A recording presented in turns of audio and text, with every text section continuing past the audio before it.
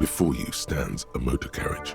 The bodywork is covered in blue and white livery, bearing the number 57. Vapor emanates from the large engine on the back of the vehicle. It hasn't had time to cool off yet. This must be the infernal machine that tore you from oblivion. The Caprice Kinema motor carriage. In the cabin, you are welcomed by a set of steering levers, a radio microphone on a hook, a pull-out toolbox under the seat, and the soft glow of the fuel preheater gauge. All right. Ready? I turn, you press start. It's next to the preheater. The dashboard lights up with orange glow. The rounds per minute gauge jumps, and the engine of the Caprice Kinema comes to life with a whiny growl. The lights unfold with a little click, casting electrical light onto the ground before the vehicle. There you go. I'll turn them off from the remote once you're done. We just need to stand in front of the machine now.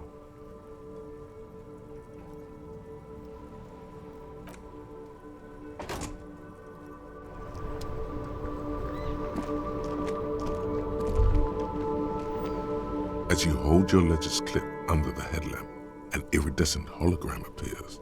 A street grid and the veins of a great river. A familiar sensation washes over you.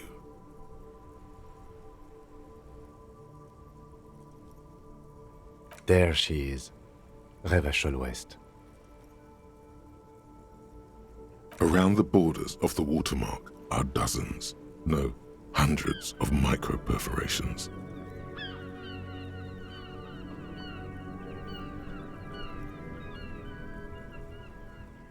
The rectangular watermark is overlaid with the logo of the RCM, and yet the major arteries of Revachol are all recognizable. They shimmer in the Kinema's headlights.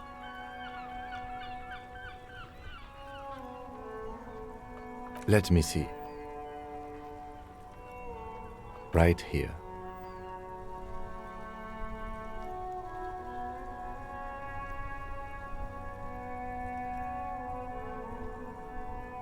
Oh yes, Coal City, Le Royaume, the burnt-out quarter. There are many of them, and they are divided into 3 separate rows. The first row has 18 dots. The next is the longest. It runs all the way around the border, and then some. You count 216 perforations. Considering that nice, large number, a wave of pride washes over you. Though you can't say why, precisely. The last row has 3 perforations. That's it.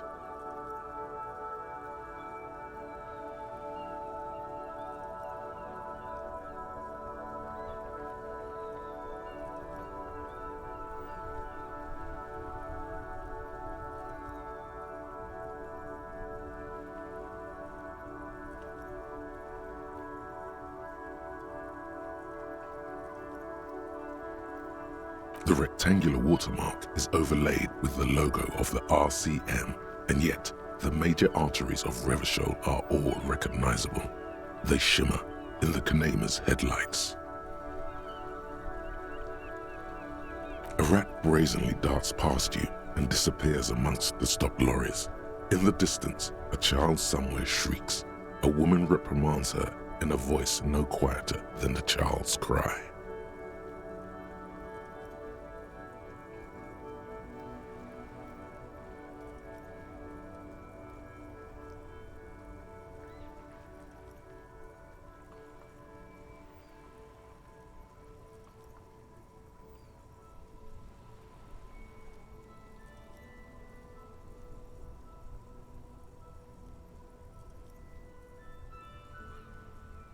Ah, Martinez. Let me see. Right here.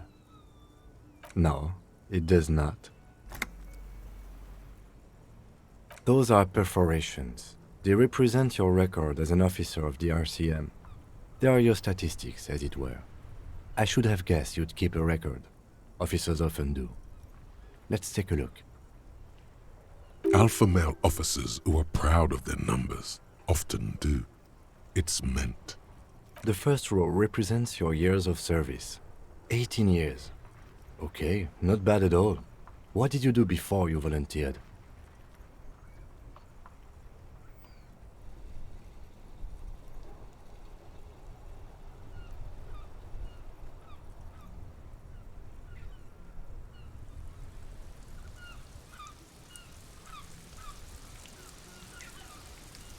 Fair point. Let's move on, shall we? This next row, the one that wraps all the way around, is your number of closed cases. Closed is good. It means finished. You've got, let's see... Wow, more than 200. It's quite a lot, even for someone who's been on the force for nearly 2 decades.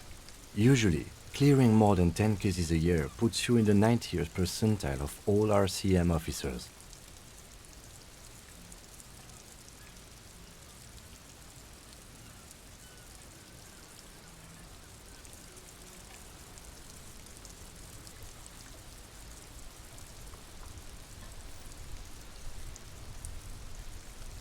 Right.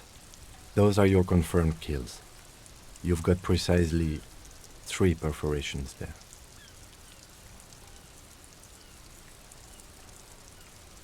For an RCM officer, especially Precinct 41, which is in the Jamrock Quarter, it's rather tame. I mean that in a good way. There are certain officers who treat their kills like some kind of ghoulish game. If they do happen to solve a case, it's usually by accident. But it seems as though you are, or at least were, one of the good ones. So we have that to be thankful for. Yes. Everyone has their own method of coping, some more effective or self-destructive than others. Personally, I find it helps to keep up a few hobbies. Oh, this and that. Let's not get into it now. Anything's better than annihilating yourself with drugs and alcohol. It's meant in earnest. Please don't mistake it for a jab. The lieutenant nods. Right. I'll go turn off the lights.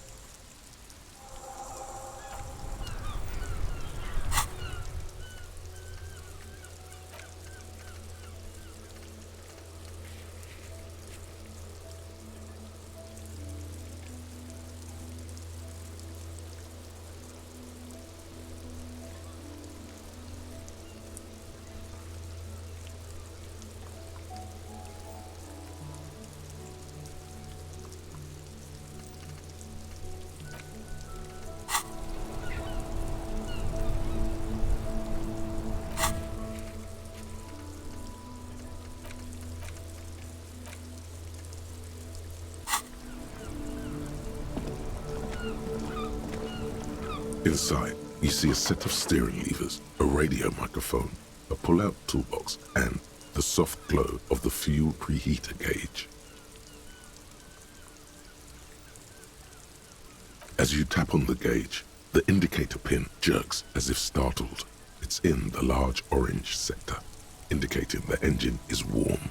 Next to the gauge is a red switch labeled heat. Now, that's enough fun with the foldable headlights. I know they are mesmerizing. They are also fragile. I'm not going to turn it on for you again. The white suede feels luxurious under the touch, and the metal clutch handle so very familiar in your palm. A metallic drawer slides out from under the seat and clicks into place. The tools inside are neatly organized. Take what you need, officer. It's going to be a long case. I'm not protective of my tools, like some men are. He's clearly a little protective of his tools. But what can you do? Work is work.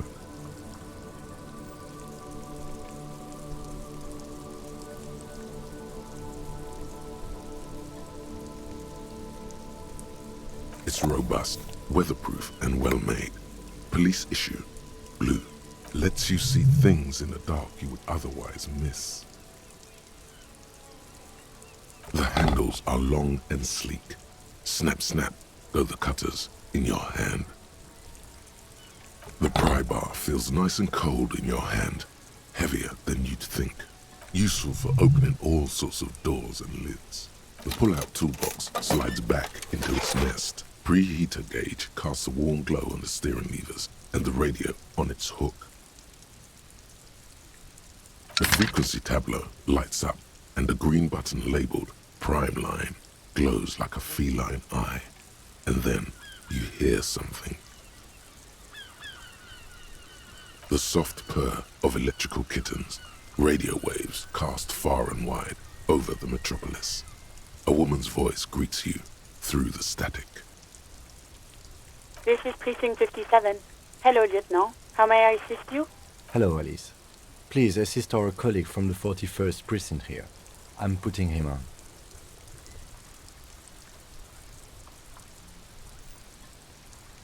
This is Officer Alice Demetri, Precinct 57. How may I assist you?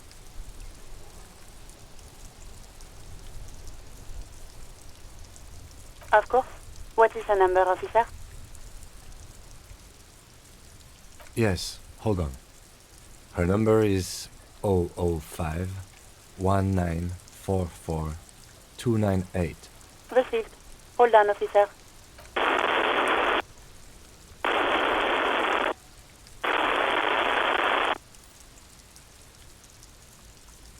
Lieutenant Kitsuragi slowly begins to tap a little rhythm with his right foot. Quite a lot of time has passed.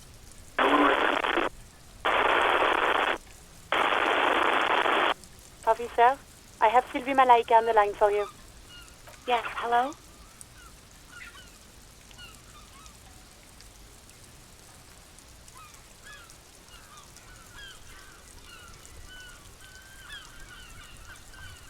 Oh, right. Hello, officer. What can I do for you?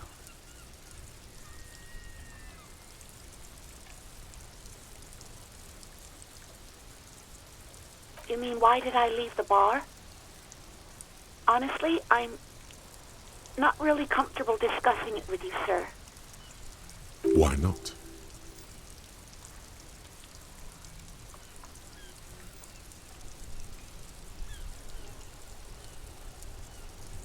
What? No, why would you even think that?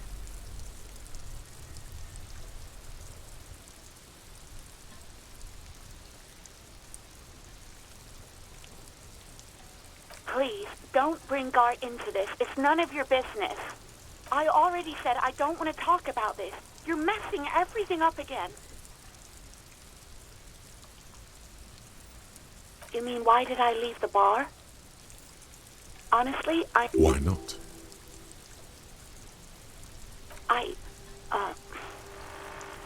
Let's just say I left because I needed to get away from someone.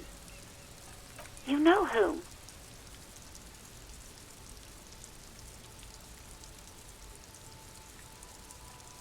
Maybe, I don't know. I just know I have to take some time off right now. No, not me.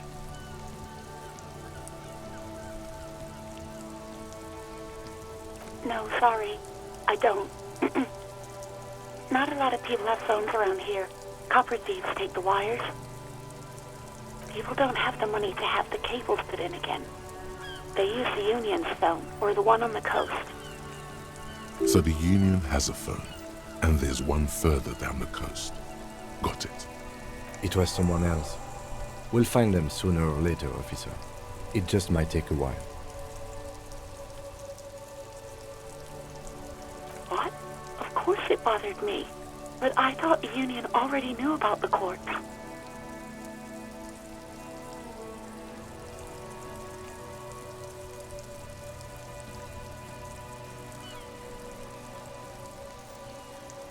No one calls the police.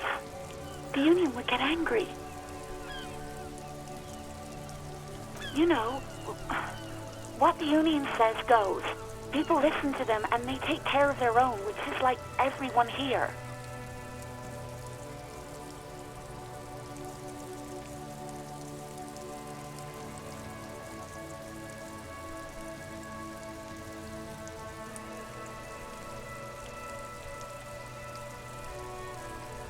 Legally, no. In reality, yes. Martinez is de facto policed by the dock workers' union. Words are not necessary to feel the lieutenant's discontent for the situation.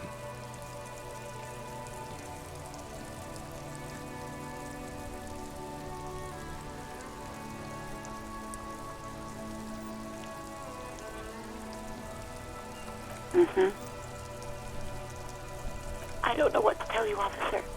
I didn't call you because I didn't want to get in trouble with the others. With the union.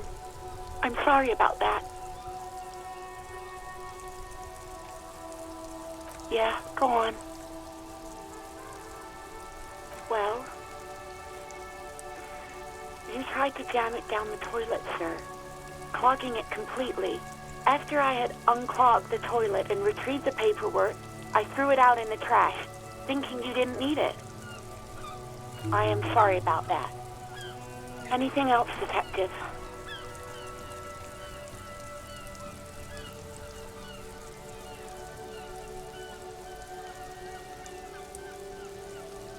I do hope so.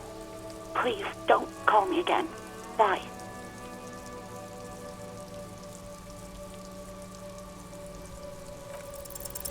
No, she doesn't have a problem with you. It must be someone else she's angry about. Some other guy, like Gart. You know women and their constant problems. Yak, yak, nag, nag. How's one supposed to get the love going like that? That's where you step in. You're Lieutenant Love, matchmaker extraordinaire. Help the poor girl out, lest she turns into a spinster.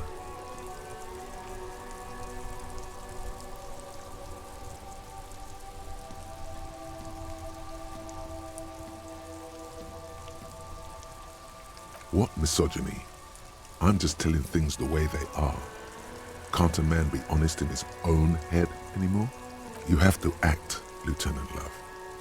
You have to calm that hysteric down. Tell it you've got everything under control. Then go and have a little boy's talk with God himself. Think you can do that, Lieutenant Love?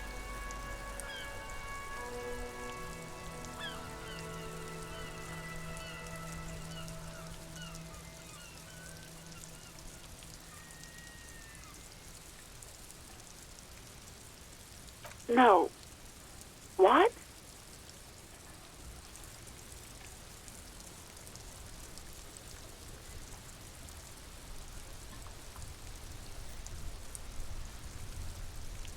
God, what is happening in your head?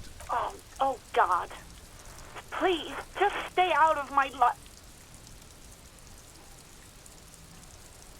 What? What is it? Call was terminated by the other party. Anything else, officer? It's on. The love quest is on. Too late, everyone. It's on. Take it to God now. Just a second, officer.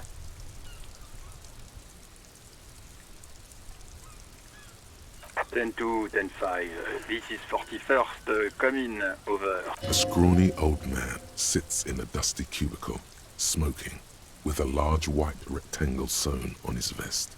In front of him is a box-shaped apparatus with an array of wires and antennas. The radio switchboard. The man uses relay code. You got this. You're a cop, and cops know relay code. 10-4, message received. 10-5, relay message. What's your status? Over. 10-18, state your message, sir.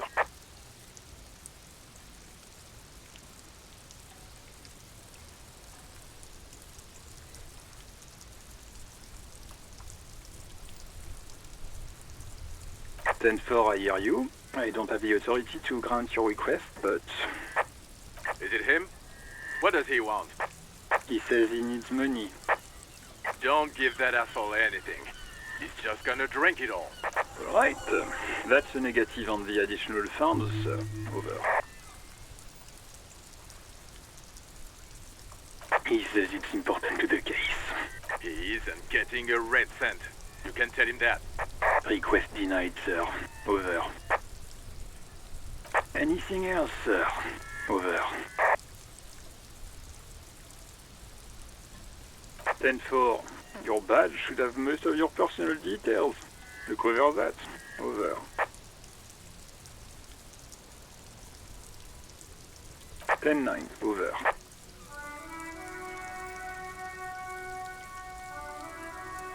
10-4. Message received. This is a very serious situation. I need to 10-22 the captain. Over. Any other good news? He's saying he lost his badge. You what? He lost his badge? This is Communication Officer Jules Pidieux, sir. Over. You mean your partner? Over. What is he saying? He's asking who you are. I'm his goddamn partner. It's your partner, Satellite Officer Dietmar, sir.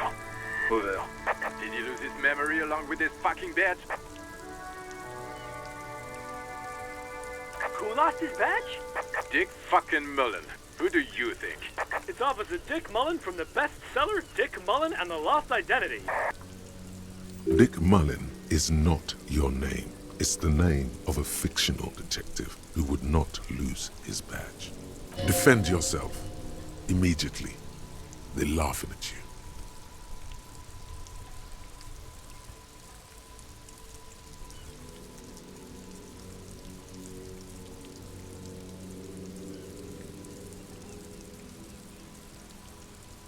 He's asking you to stop, says this is serious. Of course it's serious. He lost his fucking badge. Satellite Officer Dietmar concurs, losing your badge is serious. Over.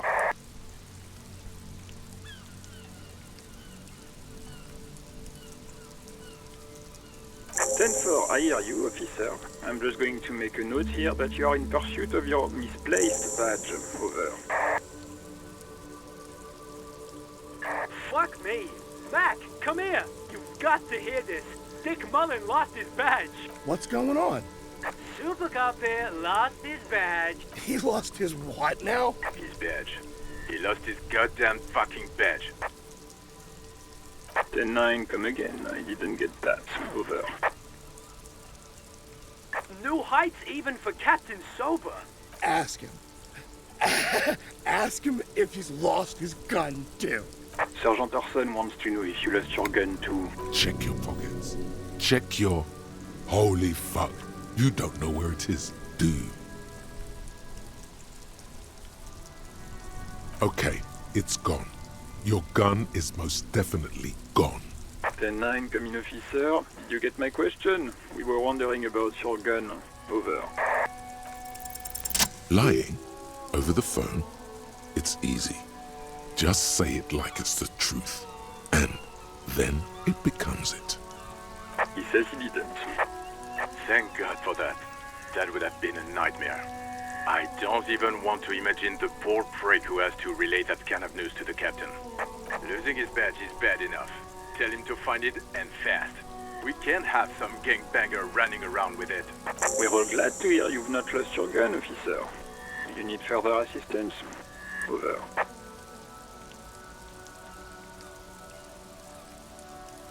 Roger that. 10-10. Over and out.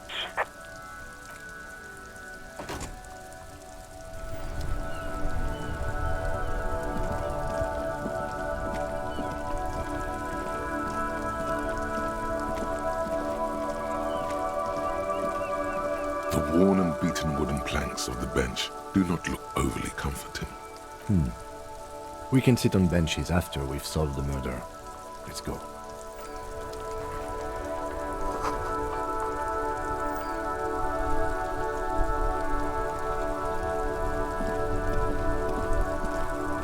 This Post Lavantorie mail collection box has been heavily vandalized with graffito. A closer inspection reveals 2 bullet holes in the front.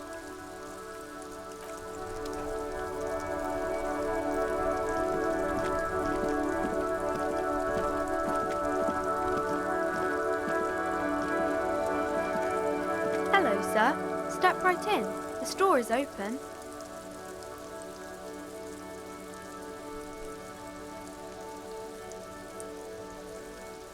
Are you in interested in a new and exciting book?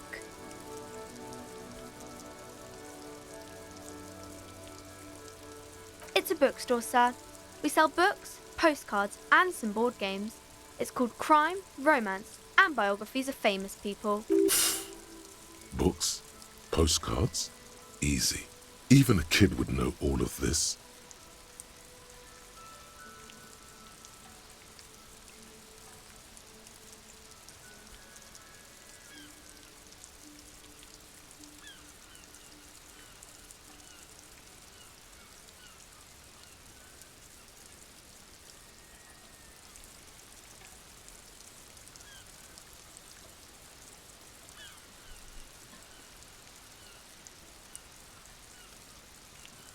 Don't be a fool. As an expert, it's your duty to tell what you know to everyone.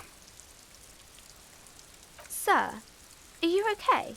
You've been standing here silently for a while now. Okay, sir. I'll try to answer any questions you have. I hope they're about books. My name is Annette, sir. My mum, her name is Plaisance. She owns the store. She's inside minding the register or organising the stock. Feel free to step in and browse our wares.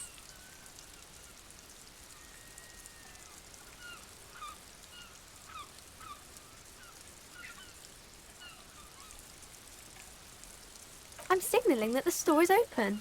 Otherwise people might not know. They'd miss out on the crime, romance and biographies of famous people.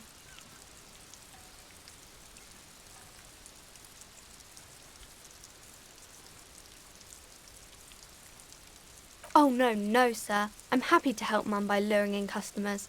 Besides, I have some hot juice in my vacuum bottle to keep warm.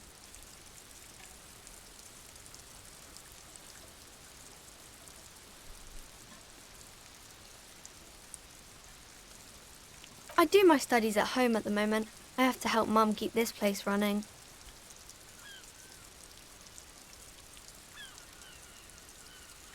Mum says it's necessary to do both because it builds character. Mum says a proper worker is dutiful. That's how you get ahead in life. You succeed. Mum says it's peachy. She was a little afraid at first. There's talk about this house being cursed. Behind her, the window has been boarded up. You sense the boards creaking, twisting for a second, and some kind of doubt in her tense shoulders. Cursed in the way that makes them say that no business has ever really thrived here, sir. That they all go... Exactly, but we've been doing fine so far.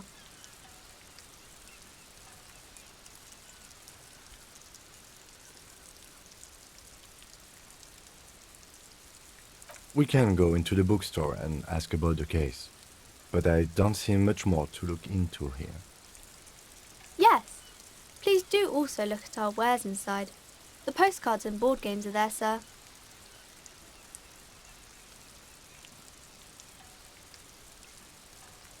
It does not manifest itself in any way. It does not exist. I liked it better when we were talking about whether it's appropriate to stand out in the freezing weather.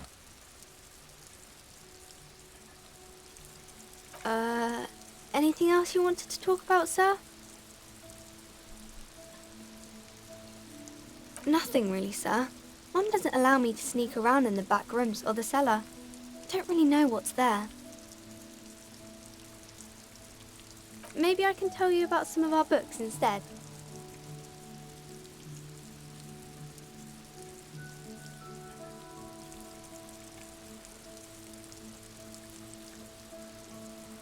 Crime fiction is about murders or burglaries or things like that, and the work of a policeman or a private detective who's trying to solve a crime and catch the criminals.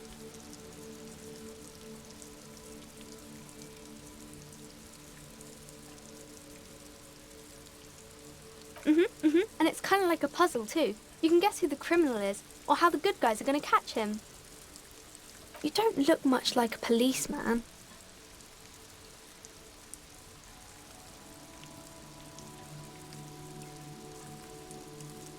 Didn't mean to offend, sir. Sorry, sir. It's just that you don't look like Dick Mullen.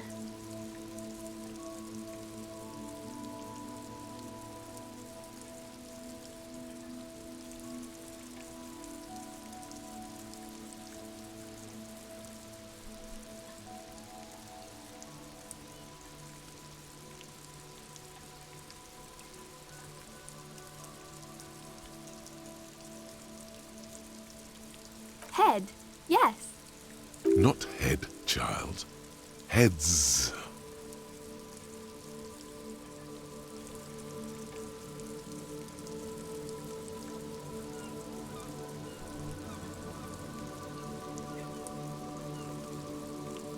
Isn't that very dangerous?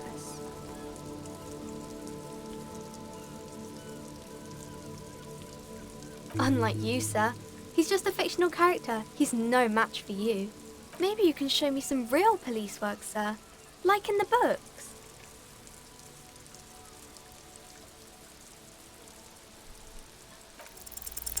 The girl keeps her hands folded, hidden. Why is that? What do you mean, sir?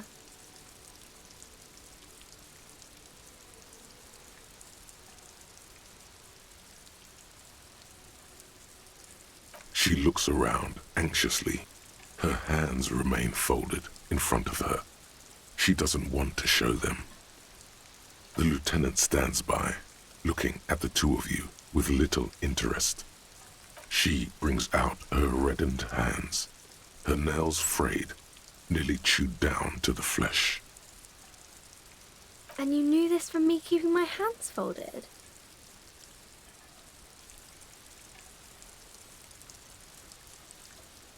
Well, that proves nothing. Anyone could do an easy deduction like that.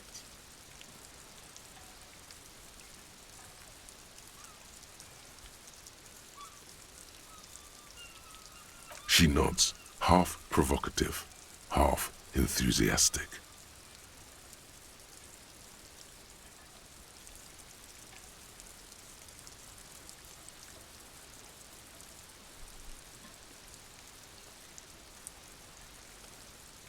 Maybe so, sir.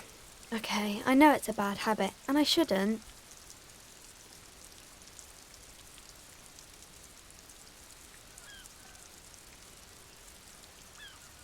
It was okay, sir.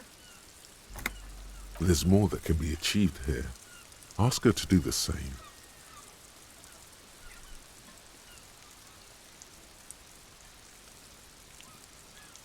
You're quite sober.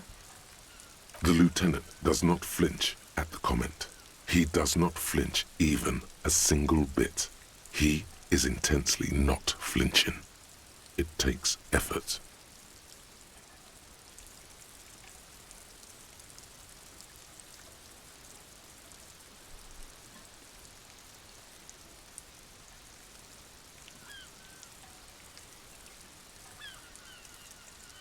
Because you usually aren't.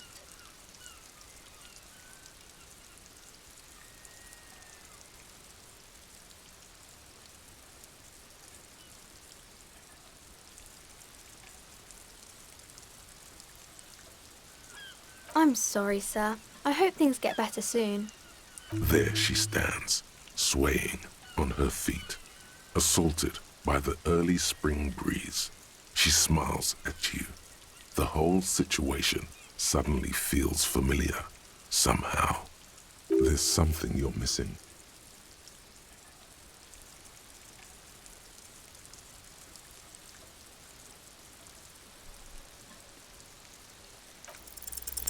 You have absolutely no idea.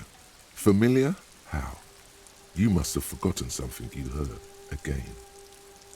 It's the type of book where there's a rich lady and she has to choose between the good man and the bad man. Or there could be a story about a poor lady getting a rich man.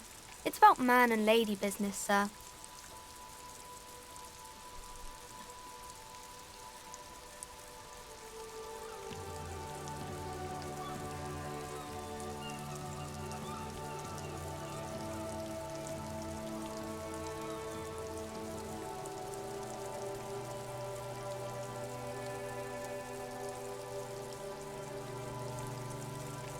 It happens, but usually the guy gets rich in the process, or should actually be rich himself, but has lost his family property unjustly, like during the revolution or something. Those are unhappy books, for most of the pages. People sad about what they have lost, but then it all turns out just fine in the end.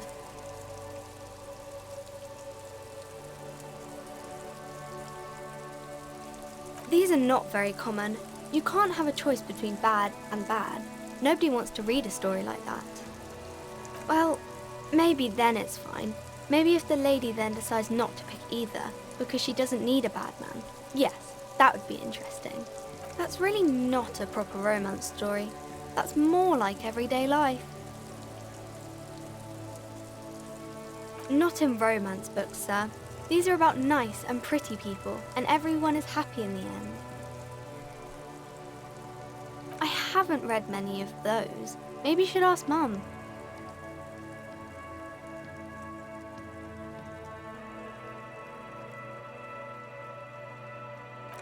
I'm sure she can help out.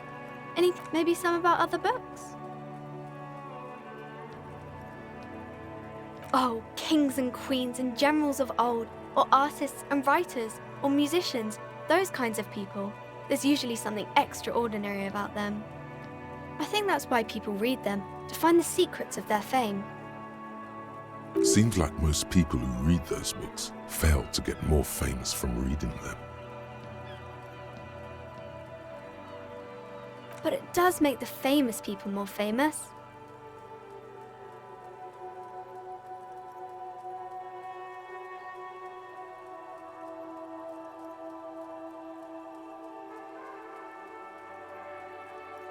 Annette's expression remains ever so helpful, but she doesn't say anything. Okay.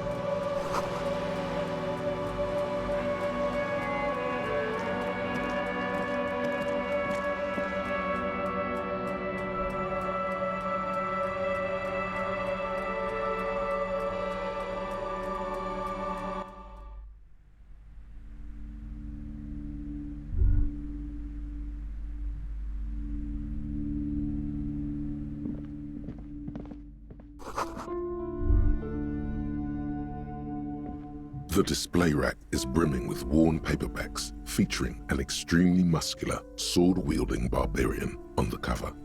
Nearly all the titles contain the word Heimdall somewhere. Rows and rows of Heimdall men blur your vision. You make out some titles. Man from Heimdall and the Mammoth Riders. Man from Heimdall, Return to Heimdall. And the solipsistic Man from Heimdall and the Heimdall Man. Maybe 100. Man from Heimdall and the sages at the end of the world.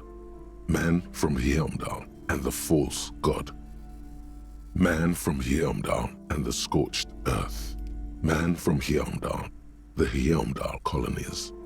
Man from Heimdall and the swamp beast. Man from Heimdall and the snow crabs. The display rack before you is burdened under piles of Man from Heimdall novels.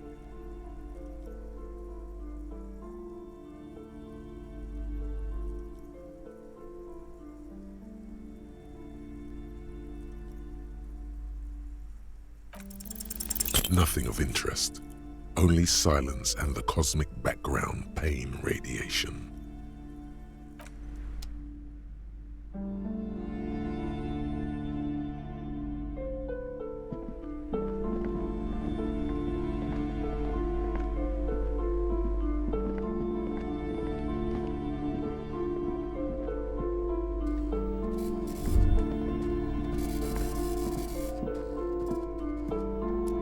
Several maps have been attached to a bulletin board hidden inside the alcove. They're held up by small pins. The board has come loose from one corner. The maps look old and faded. Your eye catches a map of Insulinda, a map of Revachol, and a map of Martinez.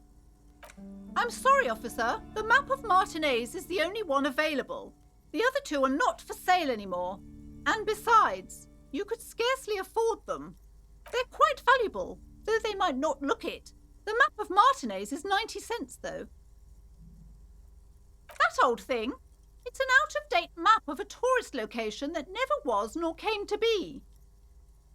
From when some design studio people tried to spruce the place up 4 or 5 years ago. They also renovated the horse statue, set up those coin-operated viewers, and designed the new street lamps.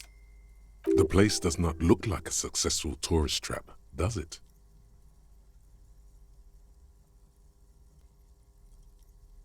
They didn't get that far, for some reason. A shame the project never got going. Would be nice if someone fixed Martinez up. All these ruins are bad for business. It's not really a map. It's a tourist thing. A picture postcard with buildings on it, drawn from an isometric perspective. A date in the upper right corner says 48. Still, it's detailed. Could be pretty useful for scouting ahead.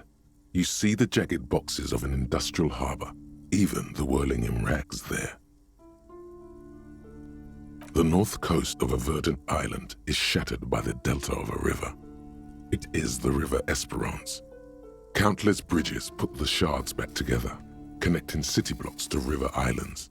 La Delta says a great artificial heart in the center, teeming with life forms and construction. To the east, rolling hillsides, Le Jardin, Stella Marie, the suburbs of Saint-Baptiste, swallowed up into the megacity. They sound rich to you. This is Rivershell East. Houdon, it's somewhere to live. Not bad. Then there's Jamrock. It's bad.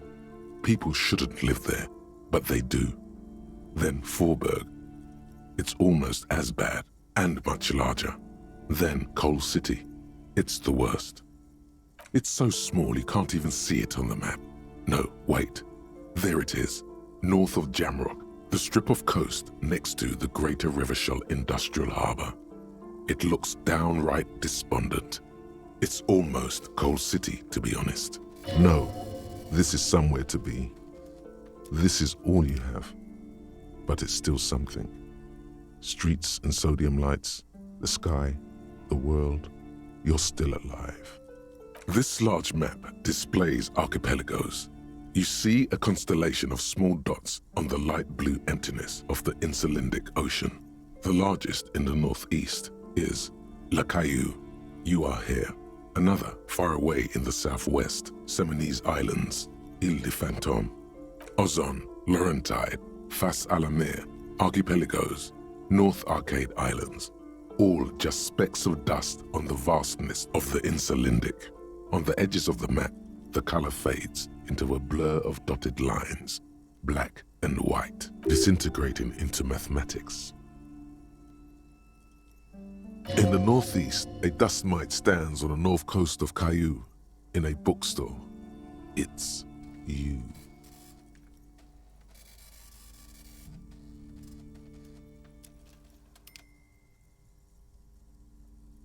You can, on Caillou, Rivershell, a single black star, on Ozon, Fondelier, and Vilmandoux, on archipelagos, Croyan-Moran, Villiers, on Seminine, Olduvai, and on Laurentide, Deora of the Seven Seas. 850 million people live on these little dots, an oceanic world of culture and commerce torn apart by history. The ocean breaks apart into a tangle of cosines and azimuths, all pointing into pale nothingness.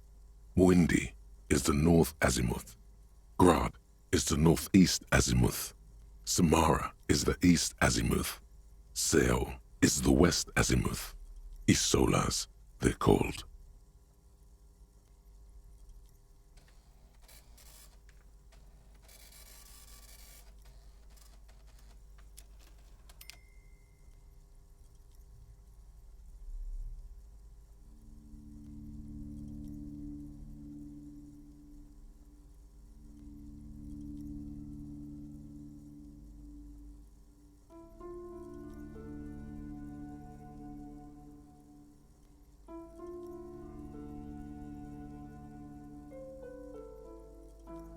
Connections to other worlds, words past the Insulindian, unknown to you. You only know you've never been there. You have little idea what they are. Distant stars, gods, but looking at them makes you feel almost non-existent. Whatever they are, the Isolas are immeasurably large compared to you, and very, very far away.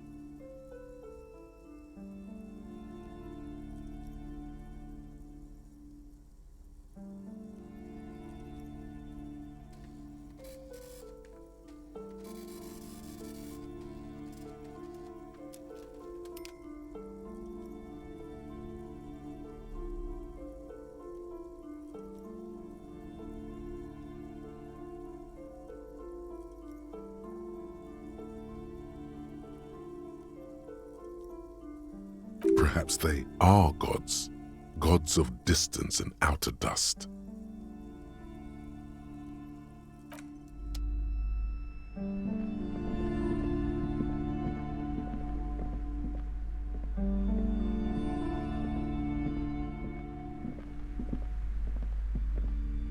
Welcome to Crime, Romance and Biographies of Famous People.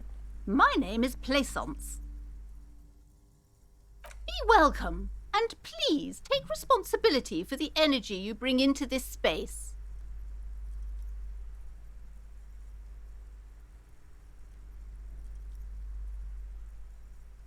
I am the proudest owner of our little shop of culture.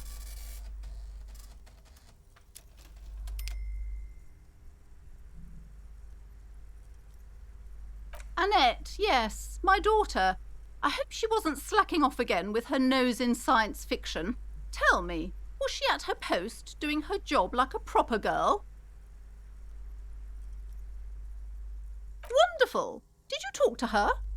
Great. On a scale of 1 to 10, how compelled were you to buy books after talking with her?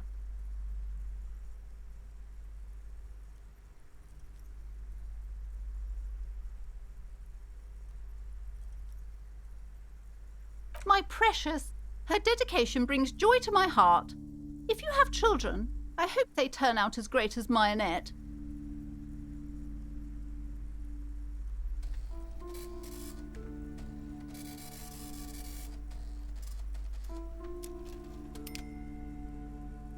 God, I've told her not to do that. It's such a disgusting habit.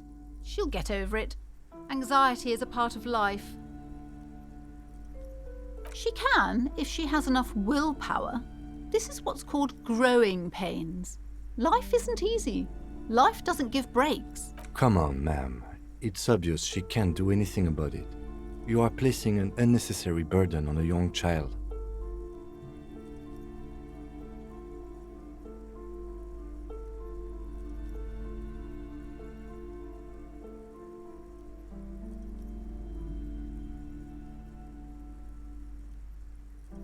She stands stiff and severe, silently fuming. 10 or so seconds pass without change. She's looking for one, but there simply aren't any good arguments for being an asshole. Oh no. Hold on. I need to invite her inside and apologise. She must be freezing out there. There. I don't know what to say to you. My husband, he tries to teach me business lessons. I have what my mother called a dull mind. All this stress. Yes, my husband is a successful entrepreneur east of the river. If only he were more involved in the business we're running up here. No matter. Soon we'll both be off for Grand Couronne. He made the initial investment. Since then, he's been what you might call a silent partner. Super silent, almost inaudibly so. Yes, I'm afraid so. A real treat she is. It would be nice if she had... No, we couldn't have afforded more children, really. Not in this economy. We're quite busy people, you know, my husband and I. Quite busy.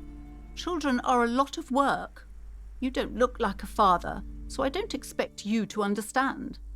I'm sorry. I'm sure you do understand. She's been too busy helping me here, so she studied at home this trimester. This is a temporary solution, of course. I assure you, I of all people understand the importance of education. She will be back in school the moment the store takes off. And hell freezes over? Never mind. It's not a good topic to get into. The woman looks aloof, her features much softer. Occasionally she glances at her daughter's silhouette. Goodness, you were already doing good, browsing the shelves. Why'd you stop? Don't you feel compelled? Go, go. Get back there. The books await you.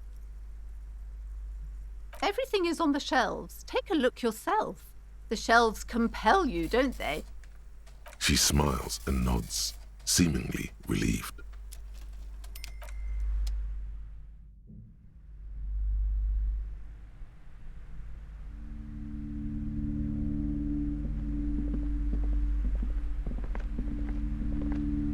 I'm sorry, sir. I can't talk right now.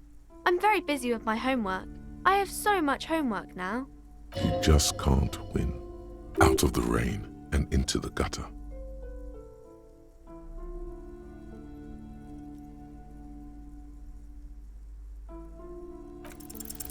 Because you know each other. She's been talking to you so openly because you've talked before.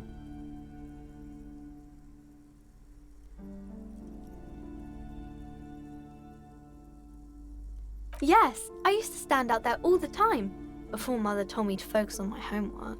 You've been running around all week, sir, sometimes without your shirt on, asking people questions. I haven't really understood what about. Of course, you've stopped by a few times. You certainly look better than the last time I saw you.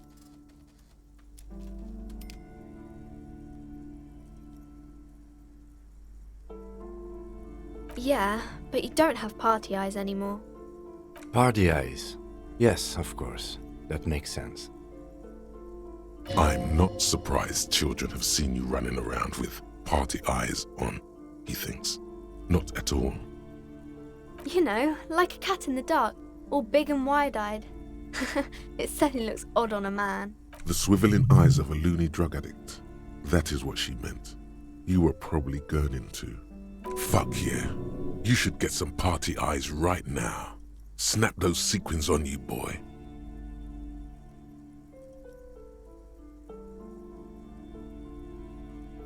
Oh, baby, that's not what you have to worry about. Worry about the important thing.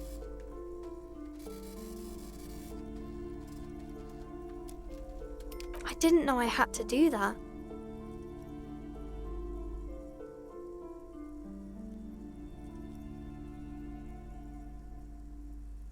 I'm glad I could help you, sir.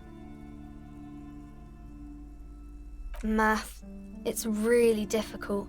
Like, really. They say you need it to get rich. Better than standing outside in the cold, I guess. Oh, I found something while you were away. I thought this would fit you. Like, thanks for helping out. Not me. The city, I mean. Like a detective does.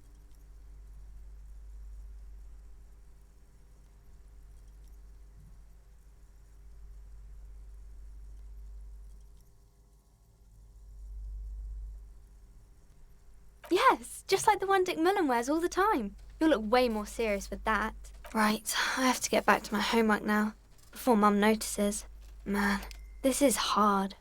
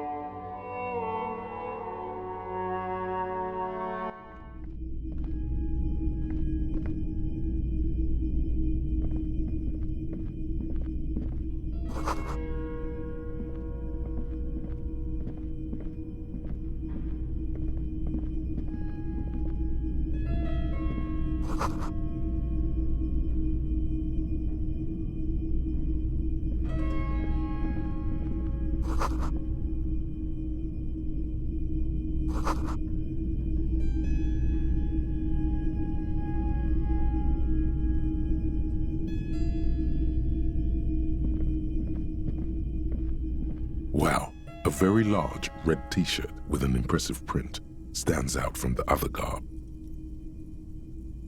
Oh yeah, the print depicts a muscled man striding toward you, a giant sword in each hand, encircled by burning embers. Behind him is a cluster of cabins engulfed in flames. Beneath him are the words, Hjelmdal burning.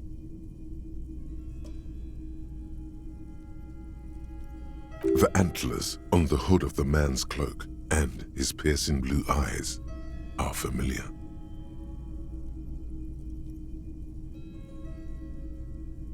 $2. That's dirt cheap.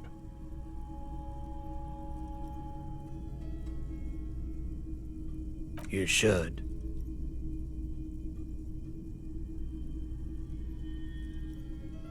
Smells like worn cotton and a little old sweat there. Worn cotton with a side of flea market or trash bin. Sniffing is okay, but please don't try anything on. Can't have you leaving your photon emissions in the fabric of things you're not going to buy. You're not imagining it. Photon emissions? What is he talking about? It's the man from Hjelmdal. Walking away from his burning village, yes.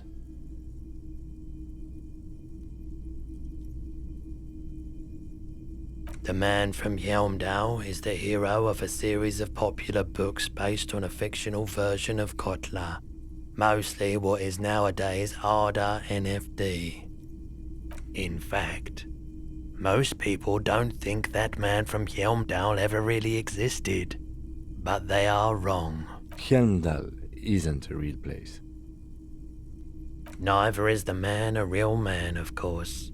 But both the man and Hjelmdal are an ontological necessity. But hey, it's not worth getting into an argument about. Wow, what?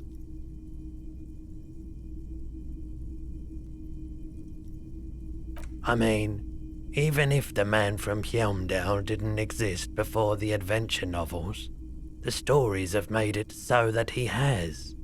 It's simple, really.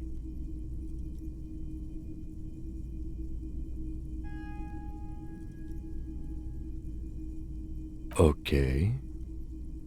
You sound skeptical. It's not that complicated. All that's required is a more robust understanding of cause and effect. Besides, I've been to Kotla, though not quite as far north as the Helmdal, and watched northern lights travel across the sky. Very unique, energetic tides there. It's for the best, because Eamdal is not a real place, and thus he could not have gone there. His theory isn't exactly incoherent, but its logic does suggest some unusual neural activity. Interesting. Very, very unique energies indeed. Geomagnetic ley lines, one might even say.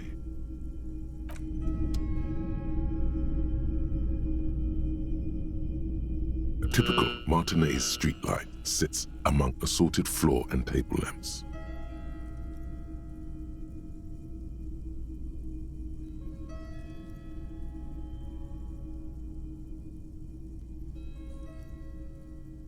Yes, officer. As you see, it's in perfect working order.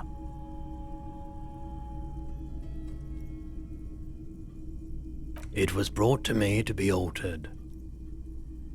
We are not here to investigate the theft of city property.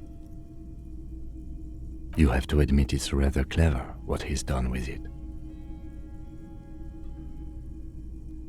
700 real. A bargain, I dare say.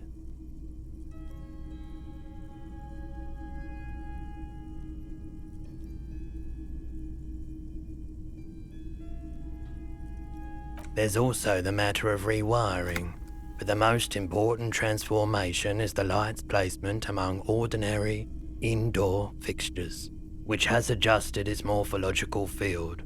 The light became suitable for use inside the home just a few days ago. The light pole has been carefully cut, and the wiring has been redone and attached to a standard indoor plug. The light buzzes faintly, but persistently. This would make quite a statement in your living room.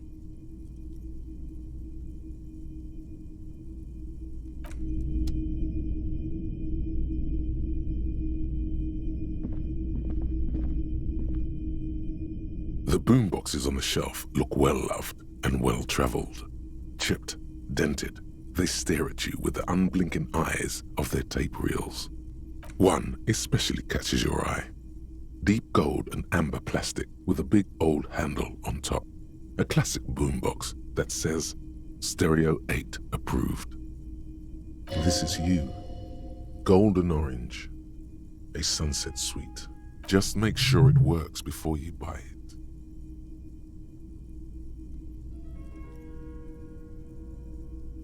Absolutely. I've tested each one myself with recordings of speech, found sounds and music from a variety of genres, even though I don't really like music. That's odd. Why doesn't he like music? The stuff I record myself, silverware shaking in drawers as motor cars race by, nocturnal animals climbing on the roof, airship rotors, that kind of thing. Maybe you should ditch music as well. Get into these more experimental sounds he's describing.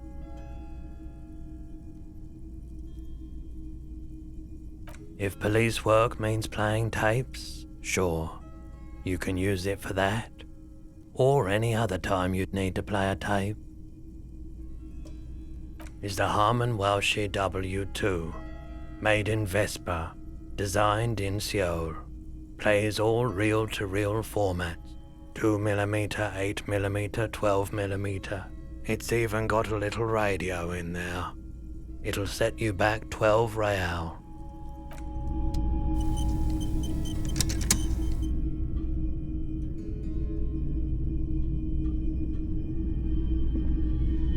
It's not often that I see officers from the RCM in my pawn shop. What can I do for you?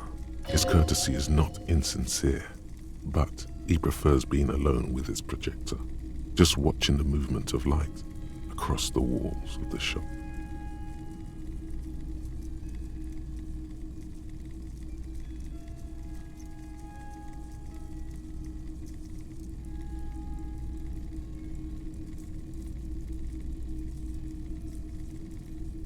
Oh no, not at all.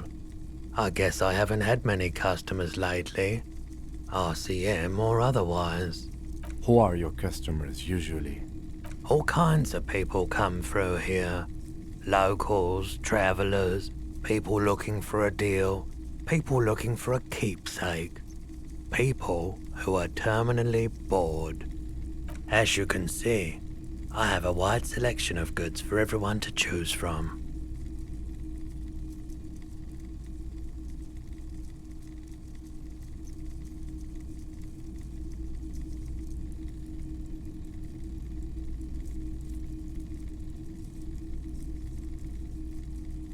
It keeps me entertained. Entertained? He might be high. If he is, on what?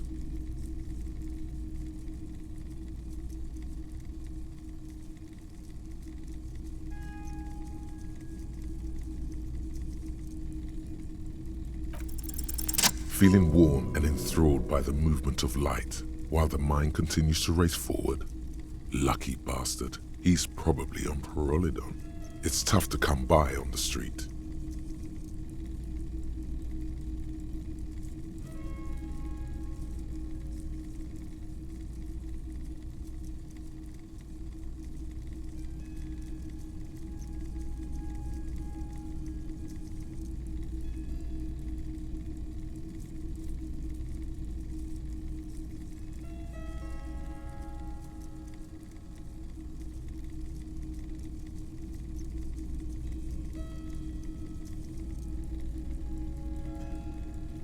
A drug developed by the military to treat and prevent radiation sickness. It has psychedelic side effects, and it makes your eyes turn yellow.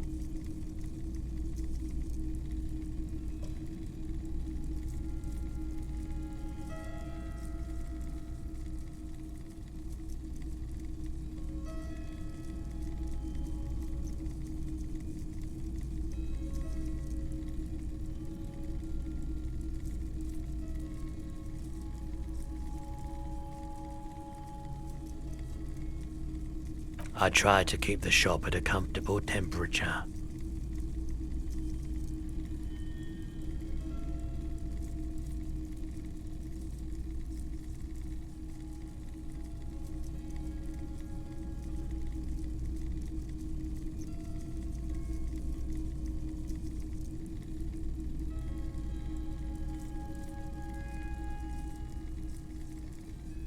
Perolidon is just something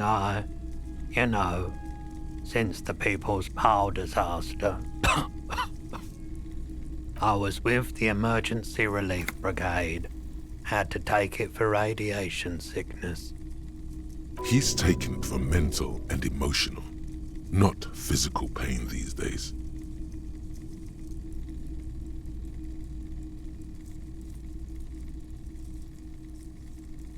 There's a reason why everyone's tried to forget any of it ever happened, and why no one has tried to repair or replace the pile. So much disappointment, and early deaths, cancer mostly. And we knew all that was coming even as we were cleaning up as best we could. No one's, everyone's. So much bitterness. A bunch of poor people built themselves a primitive nuclear reactor, hoping for the best. What do you think is going to happen? A bad idea. Some poor leftist built a particle decay generator in hopes of bringing affordable electricity to underserved communities. It malfunctioned. Radioactive waste everywhere. Probably some of it in you too. The People's Pile was a Type U particle decay generator that failed immediately after entering service, releasing radioactive waste into River Esperance. A primitive nuclear reactor, also called a pile.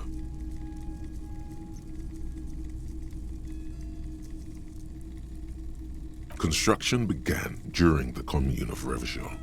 The people continued work on it after the commune fell. They wanted a cheap source of energy for Revachol West. Needless to say, things didn't work out. An emergency valve defect resulted in steam pressure blowing the turbine, taking the fuel containment vessel up in the explosion.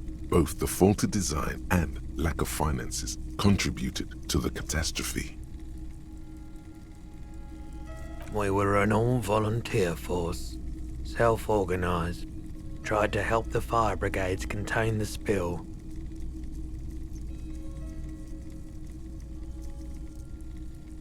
On the patch, gamma radiation lines crossed with a red drop of blood. I lived by the river since I was a small boy. The Esperance didn't have the art to let it all go to shit without trying to do something to help out. There wasn't much the volunteer force could do, however. We wasted years in the river mud, years getting sick.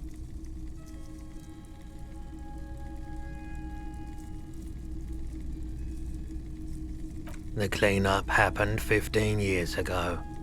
I was young then. Later, my second aunt died. Left me this shack and all the assorted junk in it. So I came to Martinez.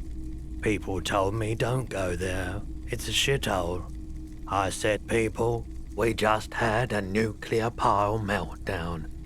I'm gonna get as far away from Forberg as I can. Still in the same city, but...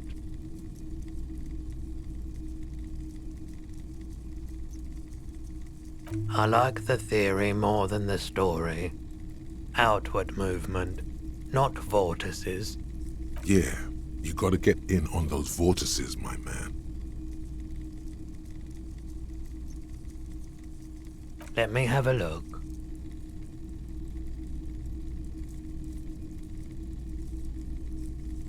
Jean-Baptiste's summer dinghy rates is 31.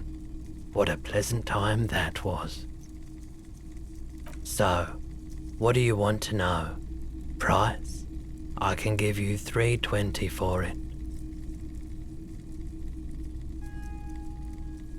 A pin from 31 ought to be priced at $310, but I added another 10 cents just to be nice. Sure, I can keep it behind the counter for a week, but only if you pawn it right now. Sure thing. So, do you want to sell anything? Anything else you're thinking of selling?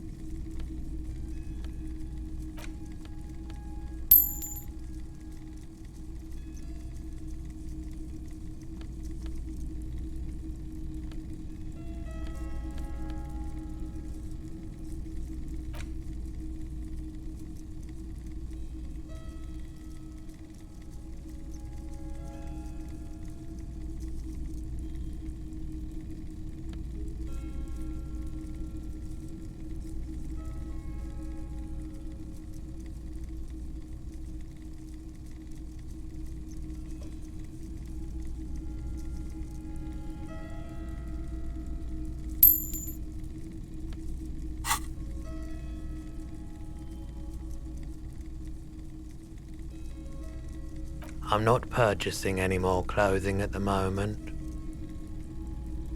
Another time, perhaps.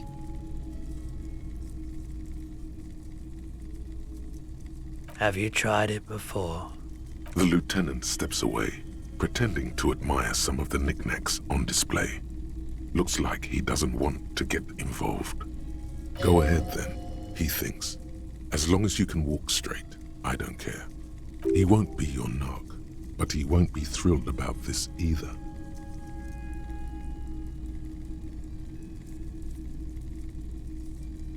Here you go, man.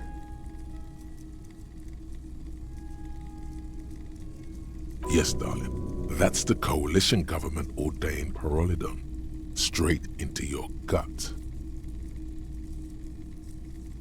Of course.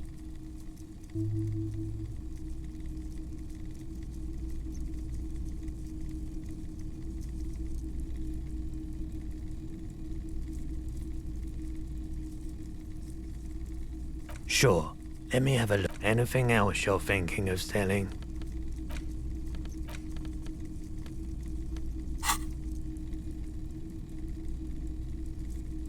Another time, perhaps. Someone else came here earlier today asking the same question. I promptly sold her the gun you pawned a couple days back. This is a pawn shop, and it did feel as if you've met before. Oh God. The lieutenant shifts from one foot to another, alert. You were adamant about getting rid of it, officer. Said you were undeserving of a service weapon of the Revachol Citizens Militia. You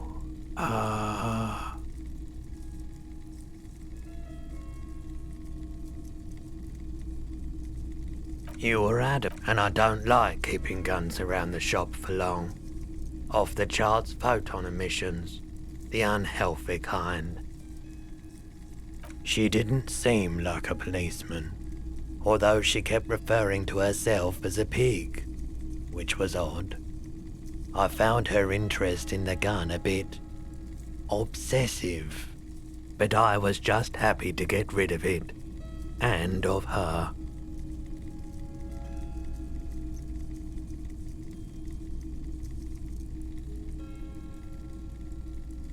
Truth be told, she was terrifying.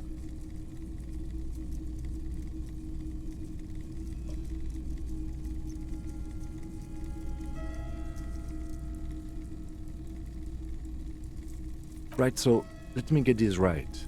You sold your sidearm, issued by the Citizens Militia, and now a civilian is running around the streets of Martinez with it?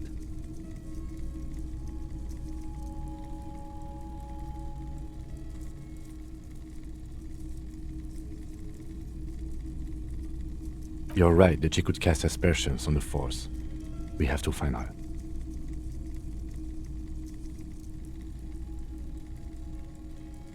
My apologies, officer, but I have no idea where she was coming from or where she went. A needle in a haystack. There is nothing you can do about it now. You'll just have to hope you luck upon her somehow. Of course.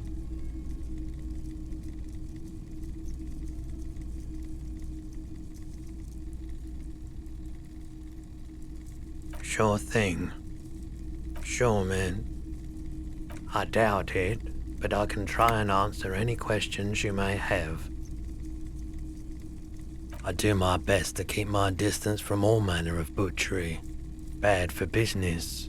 Bad for everyone. He doesn't know anything. The pawnbroker's gaze is already fixed on the dancing colors.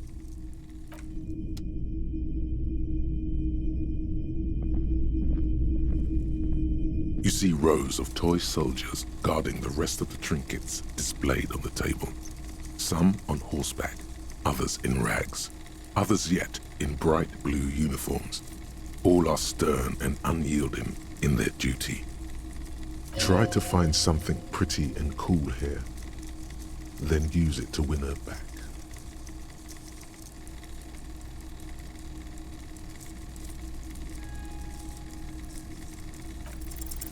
Why? What's this? A headless man riding a horse? A headless man wearing futuristic tracksuit trousers that say found. Oh, that's the Headless Phone Rider. The Headless Phone Rider. It's an urban legend about a man who rides the streets of Revachol sporting a fawn tracksuit.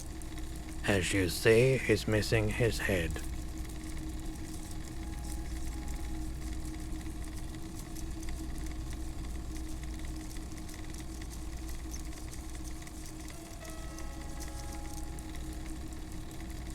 $50. Bargain priced. I'll throw in the tiny cap too. I think he's looking for it, or something. That part of the story has many interpretations. He lost his cap when he lost his head. Perhaps he's looking for the head. Did I mention that this figurine is supposed to be lucky? Always carry it with you. Yes. Buy something nice. A figurine. Big men on big horses, clad in lamella armor and carrying flintlocks, the kind that would mow down a line of enemy soldiers in the blink of an eye. Franco-Nigerian knight. I used to be very serious about these guys. A long, long time ago. They're not all blue. These figurines also wear gold coats and caps, complemented by orange trousers. They are variously posed, wielding swords and rifles with bayonets. Which ones? Ah, those. Yes, they are. I find the paint job a bit gaudy, but children like the bright colours indiscriminately. This set of soldiers isn't meant to look impressive.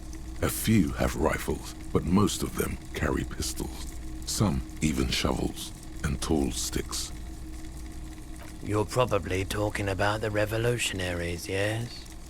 Yes, they are soldiers, revolutionary soldiers. I think their poverty has been exaggerated for effect. When you place them next to the royalists, it doesn't seem like they could possibly win.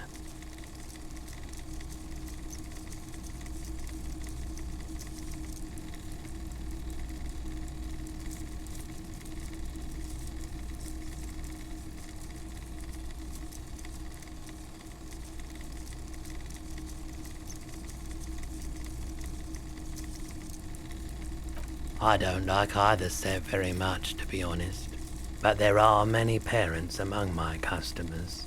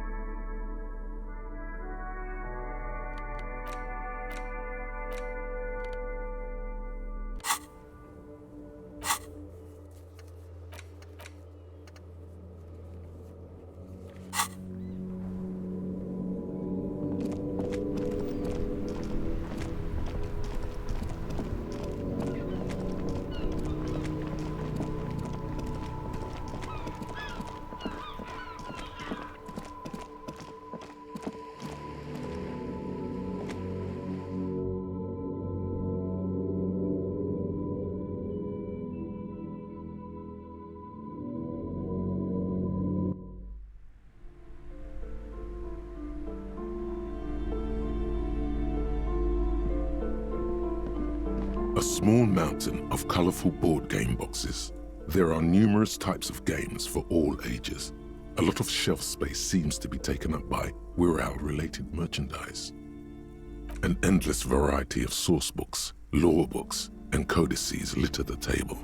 The topmost book is titled Welkin Compendium, 2nd edition. There's also a large hardbound tome with intricate cover art, The Hunters of Catawak, Boreal Creature Compendium, and a Pick Your Path adventure game book titled Tales of Wirral, Cavern of Velkrag. Books in a board game section? Who wants to read books?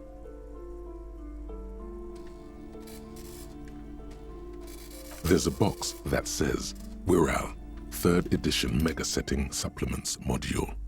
The side panel notes, a fantastique adventure board game, new maps and miniatures. A sticker on it displays 25 real. That price is steep, but then it's the 3rd edition Mega Setting Supplement, so it makes sense. Wonderful board games, sir. The Viticulturist is a classic for sure, or perhaps you'd like Archipelagos of Insulinde, a very educational game for those interested in geography. Raubritter is a fun game of economic competition, but can get quite intense after a while. We have games for the whole family. You can play with your children. Who are you going to play board games with? Do you have friends or family?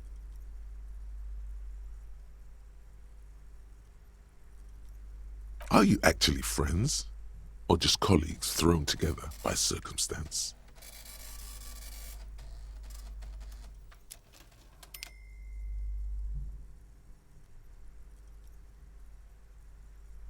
Friends are technically like family. For playing with friends, I'd recommend Suzerainty. It's a civilization building game where you build a civilization, then set off to brutally colonize and repress other civilizations. It'll cost 12 real. Lousy auras there. No, role-playing games are popular among those types. You know, who are into those kind of things. Personally, I don't like it. Not at all. I've heard they turn people into occult enthusiasts. That they have rituals where they try to summon entities. Highly immoral stuff. You can still buy them, though.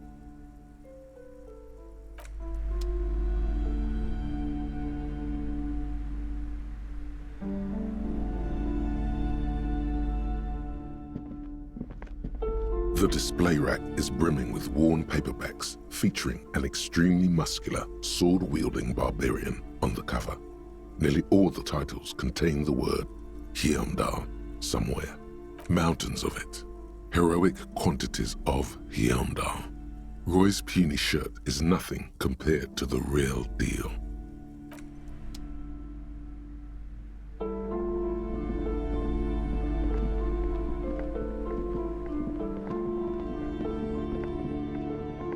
You see a set of tattered curtains blocking the way to another room. A strange cage-like trinket dangles from the curtains.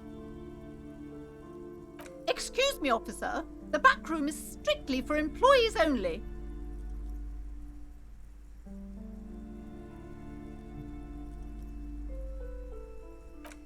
You see some kind of charm, an irregular polyhedron assembled from bones, sticks, and straw. Inside, a disturbing fish head with empty eye sockets stares at you. This is a traditional Seminese ward, meant to provide protection against ill luck, bad dreams, curses, and other supernatural scourges. Inhabitants of Île de Fantôme, the Seminine Islands down south. Aside from poking at it suspiciously, there is nothing else to do with the fish head charm at this time. The curtains remain shut before you. Nothing. Now please go back to browsing the books. Don't you feel compelled to look at the books? The books are all you care about. She speaks almost as if she's trying to put a spell on you, urging you to buy more books. Oddly enough, the more she tries to draw you away from the curtains, the more alluring they become.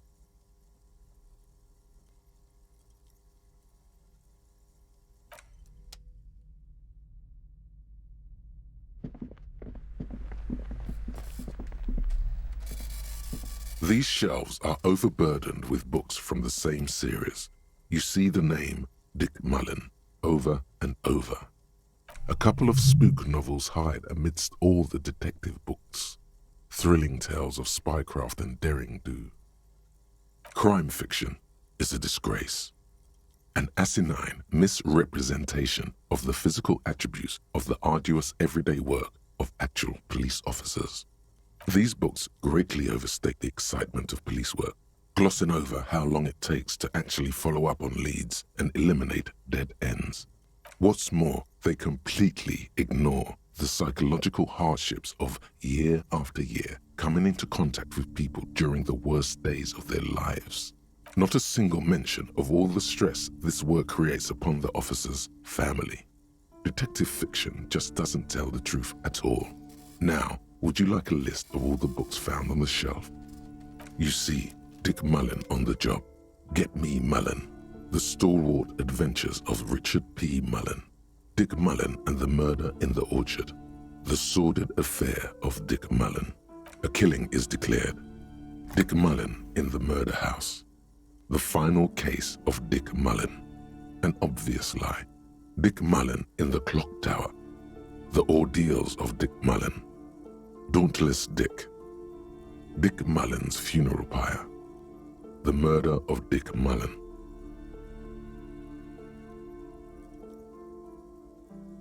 Oh no, turns out he faked it to solve a case. Yes, there's also The Dame Who Did It. Farewell, My Mullen. Faking death seems to be a common trope in the Mullen series. The morbid tales of Dick Mullen. A dark tide turns. Tragedy calls for Dick Mullen. Another one with fake death. And, of course, Dick Mullen, the murderer. In order to catch a murderer, Dick Mullen must become the murderer. After all this, you still haven't found the answer to the one question that matters. Who is Dick Mullen? Your quick eye notices a small caterpillar crawling across the spine of a book. The title reads, Dick Mullen and the Mistaken Identity. A worn paperback from Dick Mullen's classic Hard-Boiled Phase. The premise seems to be that Dick Mullen is framed for the murder of his best friend and has just a few days to prove his innocence. Could it be the motifs of unstable identities and shocking betrayals? Then this is the book for you.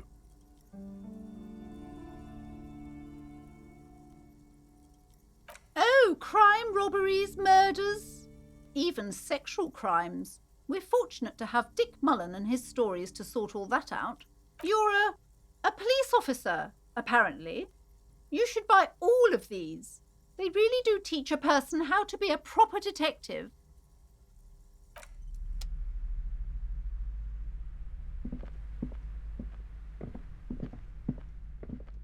Several maps have been attached to a bulletin board hidden inside the alcove. They're held up by small pins. The board has come loose from one corner. The maps look old and faded.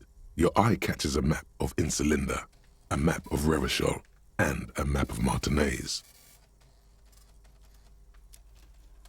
Always good to be informed of your surroundings.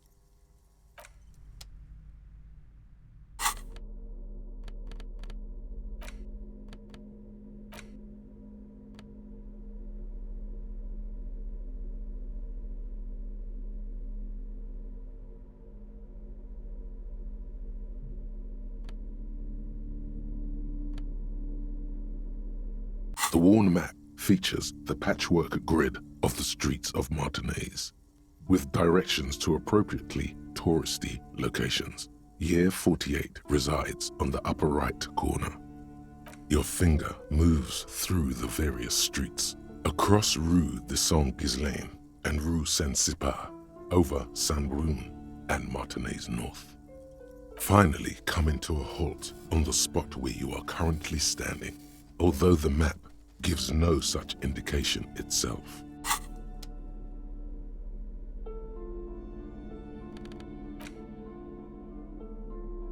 The worn map features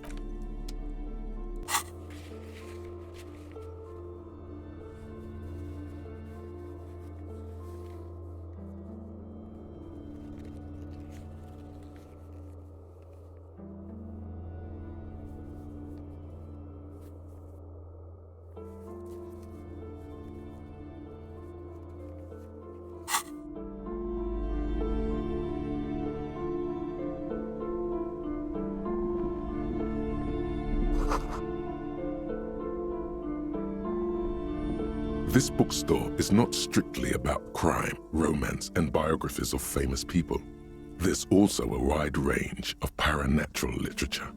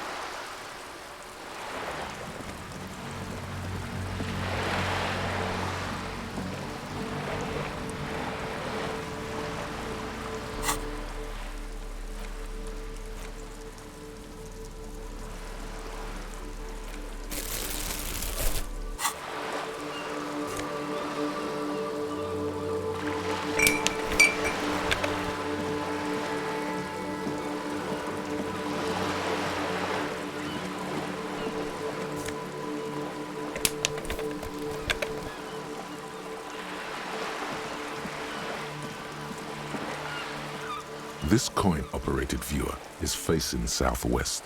Its coin slot is full of fossilized bubblegum, rendering the machine permanently inaccessible. Probably some kids. A thick layer of graffito covers the lenses. You spell out the word owner written on the other side, with N and C scribbled backwards. That's Kuno on the lens. Under the graffito, a sea of blues and greys appear. Behind the water lies a coast studded with concrete and reeds.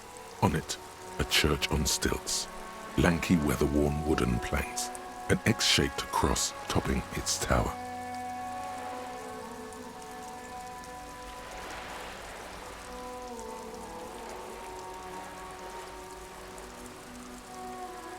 You know this to be the star of Pericarnassus, or the Cairo, the central symbol of the Pericarnassian church, a star, a great moral height to be strived towards. The church looks old and weather-worn.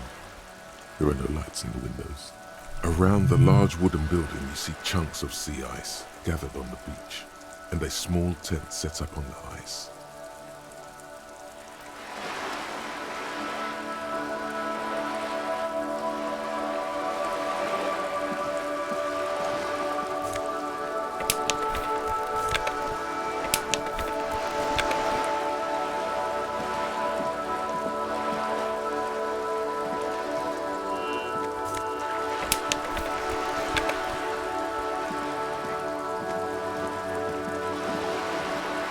This coin-operated viewer is facing south.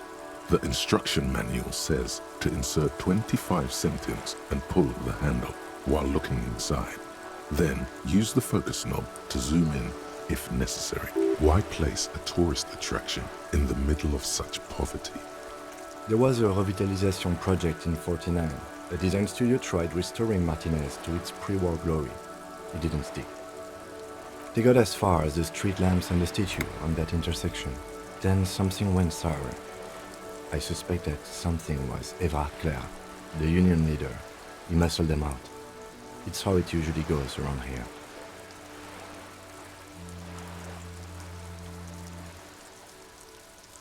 We should have done something about the union 10 years ago. That ship has sailed, officer.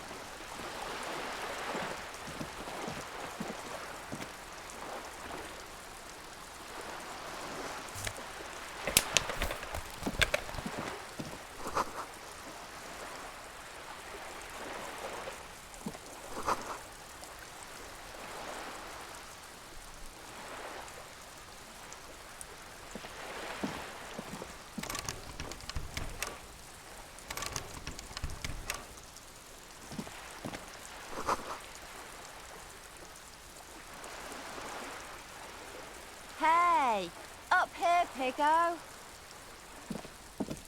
The streets will flow red once more. A great torrent rushing down Rue de Esperance. You wait and see. The streets will not flow red with anything. Who are you? I'm Cindy the fucking Skull. What else do you want to know? Date of birth, blood type, the last time I was tested for Hep C.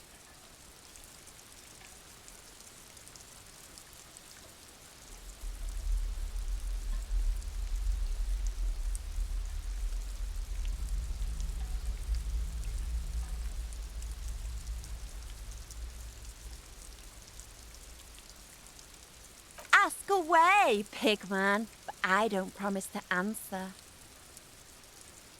A brush, an artist. The red splatter is urban expressionism.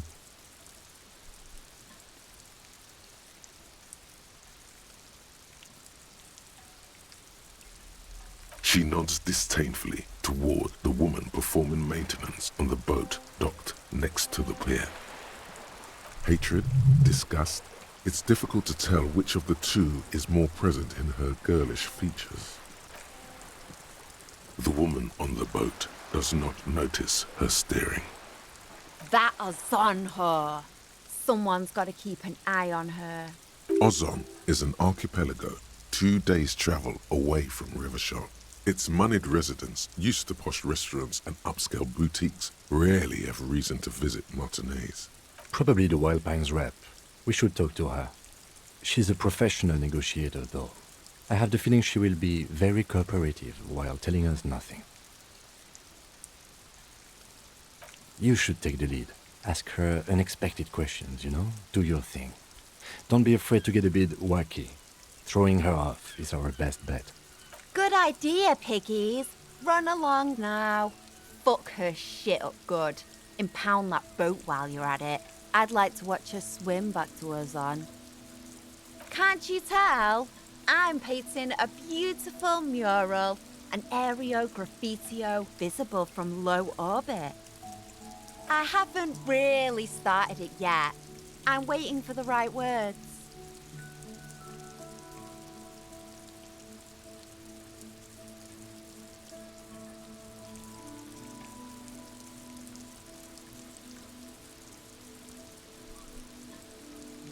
This place is severely lacking in havoc. Not even the occasional trash can fire to break up the tedium. I thought I'd mix it up, summon the forces of crime and social chaos with a wall-sized invitation.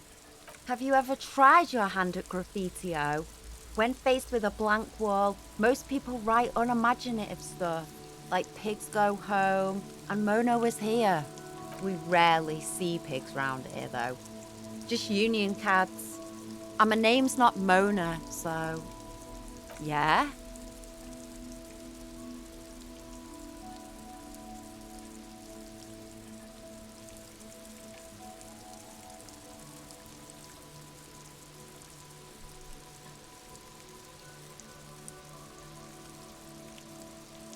Let's be realistic. What are you going to do? Climb up there? You heard your partner, Piggy. I'm unstoppable. I ain't no snitch, Pigstein. Go forth and forage in someone else's shit. No shortage of squealers in these parts. Actually, there is a shortage of people who talk to us in a normal, calm, informative manner. We weren't put on this earth to make your life pleasant, fucko. Watch your back, ungulate. You've got eyes on you.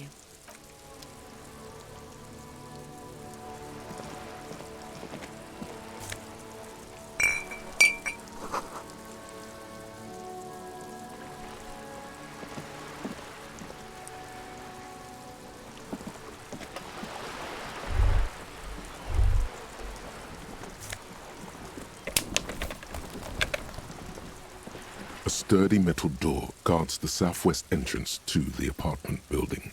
It's locked.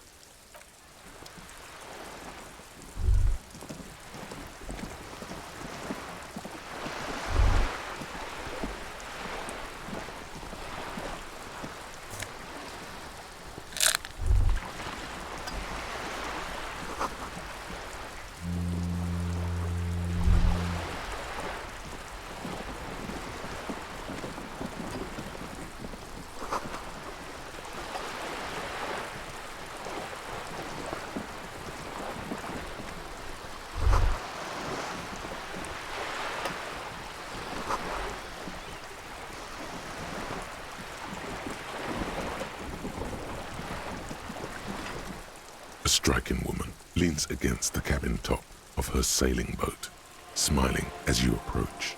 Her green raincoat glistens with droplets. A silk scarf is tied around her throat. Good afternoon, officers. I'm Joyce.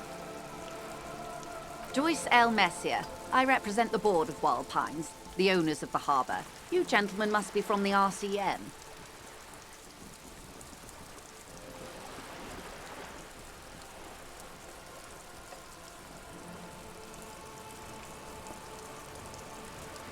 I'm glad to see you here. I was dispatched to handle a strike, not a lynching. Anything I can do to assist the RCM in this matter, I will, gladly. That is good to hear, madame. My colleague will take the lead on this interview. I should let you know that he is recovering from an unusual medical episode. Very unusual. But I can assure you of his ultimate competency. There's a trace of irony in his voice. Mischief, even. This is a tactic. How interesting. I wish you a swift recovery. In the meanwhile, you have my full cooperation, and the full cooperation of the Wild Pines Group. What we do. I'm afraid I don't speak for Wild Pines as a whole. It's a giant undertaking. There was a touch of discomfort there. She wants to merely represent.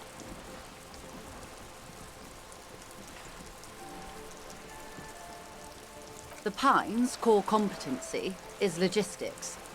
Container shipping, freight, that sort of thing. See those airships there, blinking? Those are the shipping side of things. And that is the terminal. Another subdivision deals with energy, oil and gas exploration, offshore platforms. The Wild Pines Group is one of the original Revacholian Indo-tribes.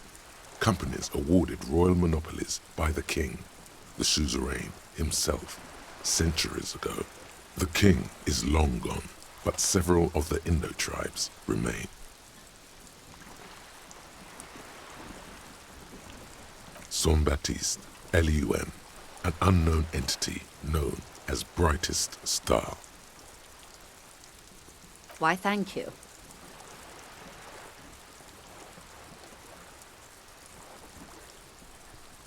I'm not at liberty to discuss the company balance sheet, but I can tell you that last year, the company booked more than 20 billion real in revenue.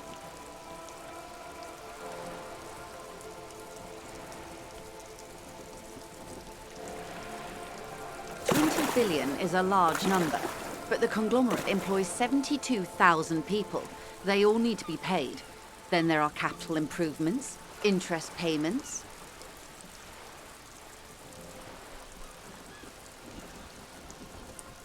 A conglomerate the size of the Wild Pines is like a shark. If it stops moving, it will die.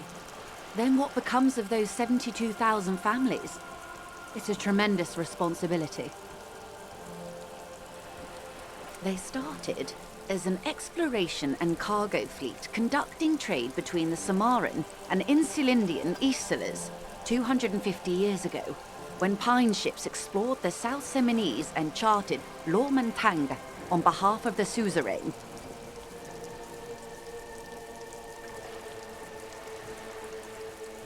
Centuries of care, deliberation, and madness have gone into this endeavor. Vessels pass through the great unrest to re-emerge with apricots in tow. The logic of the system is totalizing. It's taken everything from its employees to build it.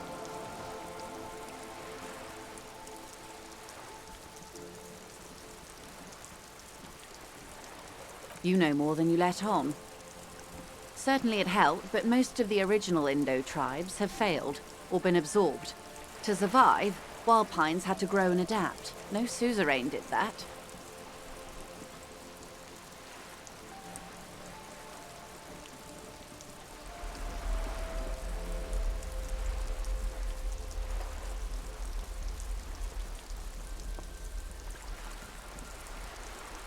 You mean aside from being the terminal's legal owners, who are responsible for moving 8% of the world's cargo?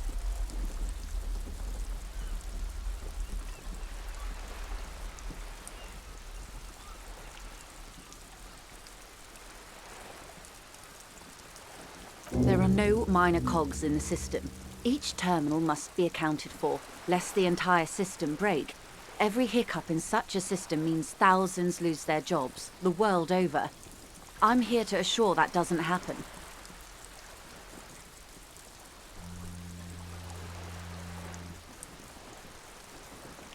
With your help, hopefully, says her warm tone.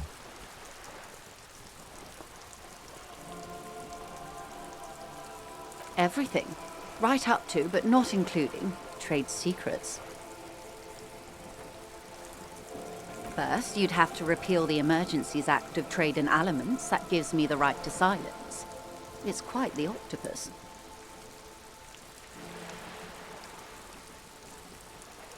The octopus that straddles Revachon, the Emergencies Act, is the cornerstone of post-war Revachon, inseparable from the world it created.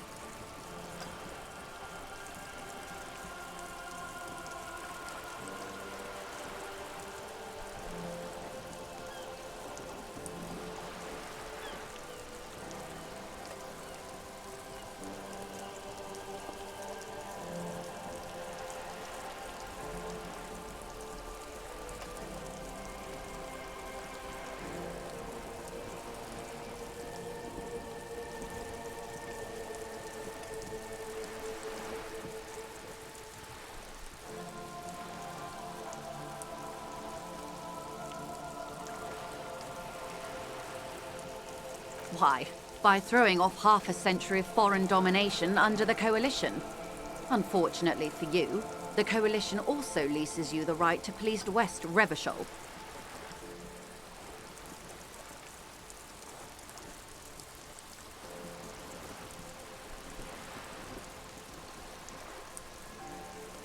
You'd be shooting yourself in the foot, in other words. But I am derailing us. You wanted to know about the strike. I believe the official title is Senior Labour Negotiator. In practice, I'm a grocery clerk. I relay the union's demands to Wild Pines and return with Wild Pines' counteroffer. And how are the talks going?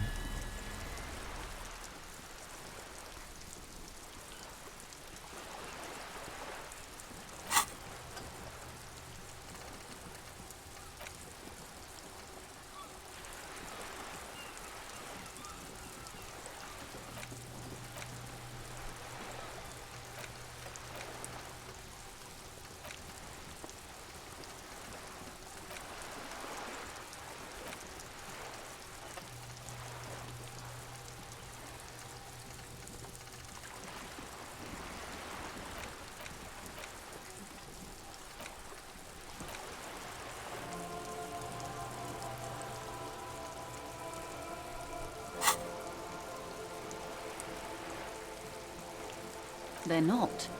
That's the problem. The union stopped all negotiations a week ago, after that awful lynching took place.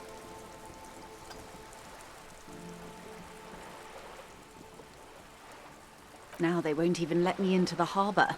There's a 2-meter-20 racist behemoth blocking the gates.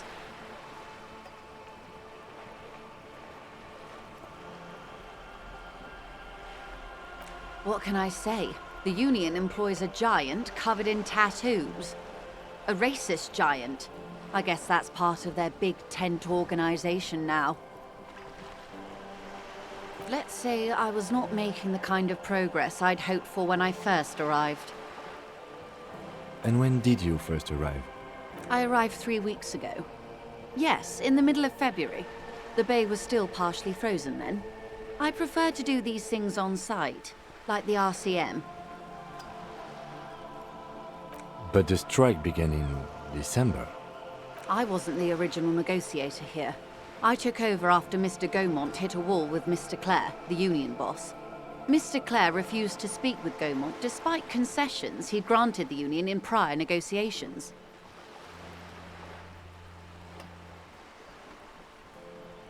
This isn't the first time the union has gone on strike.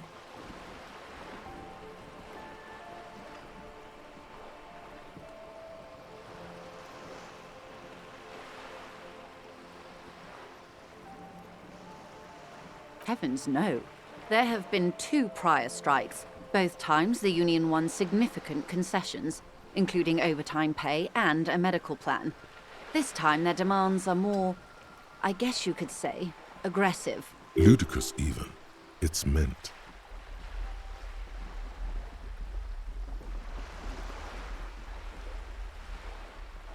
Mr. Clare told him to... how did he put it? Fuck off, midget. Gaumont is short of stature, you see. Keep in mind, this is a negotiator Mr. Clare has worked with before, and who was more than fair with him and the union. There are leaflets everywhere, and banners. What did they say again? Oh yes. Every worker, a member of the board. Most of the workers probably don't know what that means.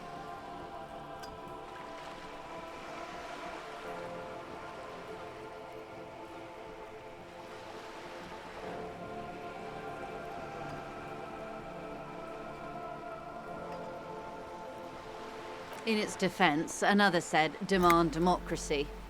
Pretty tame stuff compared to every worker, a member of the board.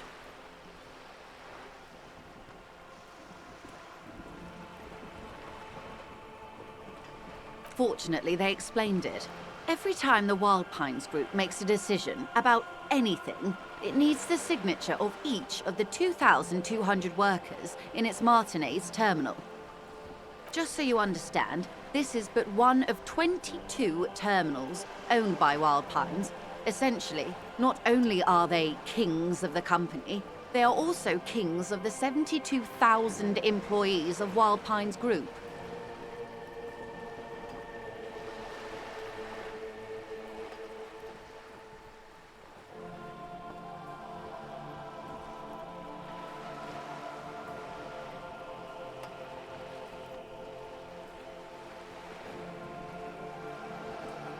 They're having a blast. But how can they afford it? After 4 months, my assumption was they would prefer a more practical solution. I'm not sure. Naturally, I assume that was just their opening position, a hard-nosed tactic with a side of mockery. But there's been no follow-up, just the same nonsensical slogan repeated over and over again. And now, people are getting lynched, I hear. Behind the whirling in rags. A disastrous situation if there ever was one.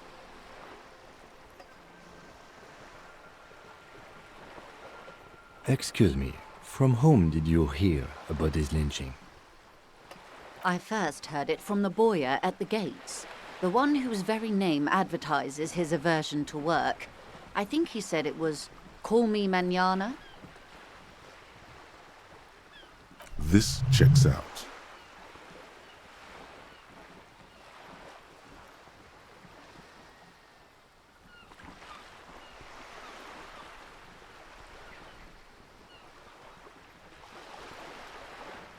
Everard Clare is a man of the utmost integrity. If you can say one thing about him, it's that he always puts the interests of the workers first. Of course not. Everard is fantastically corrupt.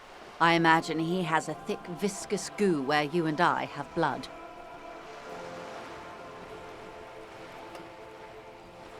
He is the most corrupt individual I have ever seen, and I deal with men like him for a living.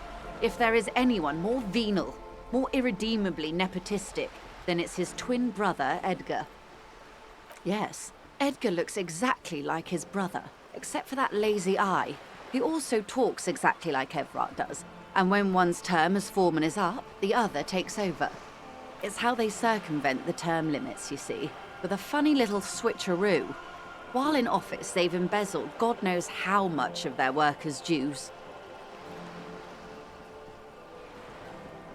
The Débardeurs Union was once a perfectly normal institution. 20 years ago, anyway. It must not have been easy to establish under the Emergency Act, but they did it. I can respect that. Organised labour at its best, as they say. Then something happened in the local chapter elections. The brothers Clare came and transformed it into a...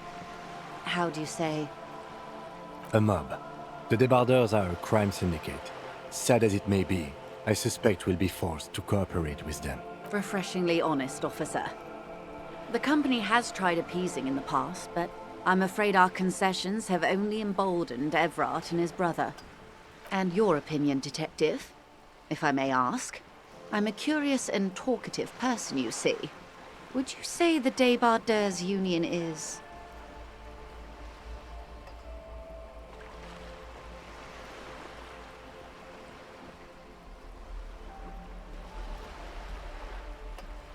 Indeed, and a hungry one. Sadly, Wild Pines have cooperated with what amounts to a crime syndicate for 2 decades. However much you feed the leech always hungers. I'm glad you asked. There was a woman, the previous forewoman of the Union. She disappeared. Disappeared? Yes. On the last day of the local chapter elections, her daughter phoned in and said she wasn't running anymore, or coming to work. Ever. End of story. Indeed. The company suspects foul play, but there's nothing they could do. It was a union matter. The point of the presentation is, these kinds of things happen around the Clares. Watch out when you're dealing with him. Thank you for your concern, ma'am. We'll be just fine. Of course. How else can I help? Of course, detective.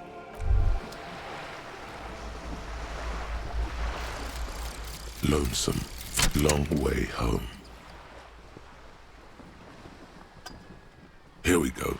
Home awaits. Walk past Station 41 and through the market, past the Boogie Street spearhead to the other side of the lake, the frozen eye at the center of the district. Then past the video rental store on the corner. There, at the end of a street lined with pine trees, a small house no larger than a matchbox. 11 Voyager Road. You no longer live there.